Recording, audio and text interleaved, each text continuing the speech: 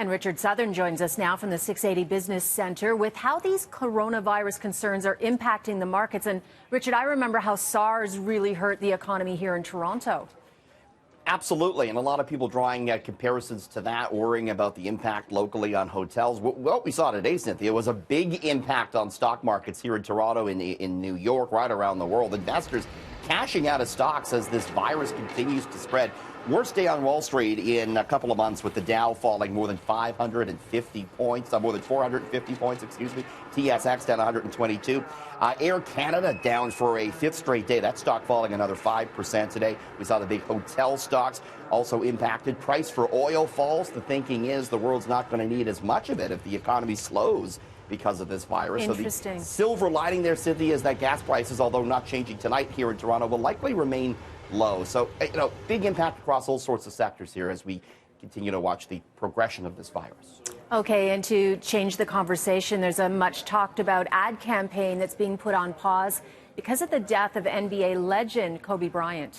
Yeah, we were talking about this last week here on City News. It's the Planters Peanut Company had kind of, this joke ad out whereby Mr. Peanut, their longtime mascot, dies in it. And, it was all fun and games last week. And Mr. Peanut, of course, not an actual person. The company, though, says it's putting a halt to this ad campaign after the death of Kobe Bryant yesterday. The company was planning a big funeral ad for Mr. Peanut during the Super Bowl, which still may go ahead. But the one we're looking at here now, involving his death, has been put on hold. Apparently, there was some backlash yesterday. Some Twitter users said they got a promoted tweet about that Planters ad right after they heard about the Kobe Bryant death, so it wasn't good timing for the company.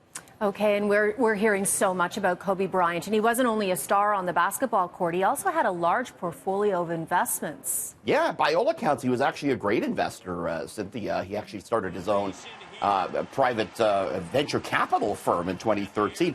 He had some big early success there in that arena. He put $6 million into a sports drink company called BioSteel, and he turned that $6 million investment into $200 million after Coca-Cola got a minority stake in it. Yeah, he was pretty good at this sort of thing, apparently. He wanted one day, they said, to maybe own an NBA franchise. He made $323 million in his salary over his time in the NBA, and another $350 million in endorsements. He said, Cynthia, he wanted to be known more as a successful investor than basketball player in 20 years' time, and it looked like he was well on his way to that. Absolutely, and he also won an Oscar for his short film. That was another. He owned the production company for that. He was into all sorts of things like that. All right, Richard, thank you.